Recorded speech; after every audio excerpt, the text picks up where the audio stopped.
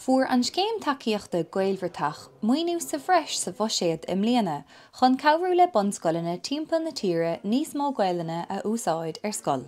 Is scéim spreagadh scoile í Gaelbhratach agus táid ar an bhód anis le 10 mbliana.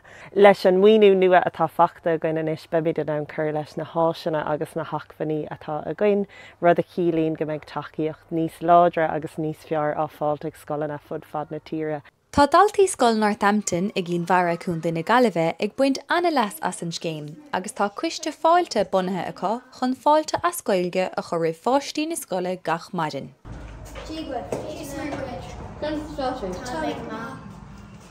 Is bralinn an Gaelbhratach mar is maitlam a bheith imirt cluichí a Gaeilge agus i gcona a Gaeilge.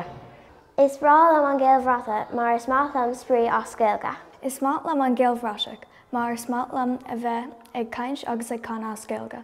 Tá sé chomh deas simplí sin just tháinig na daoine seo agus dúirt siad look bí ag labhairt Gaeilge and thosaigh na páistí ag labhairt Gaeilge, thosaigh siad ag déanamh an chuiste fáilte ar maidin, bhí siad ag fólam an ran a bhíon agus an haice agus rudaí mar sin agus bain siad an taine bheith.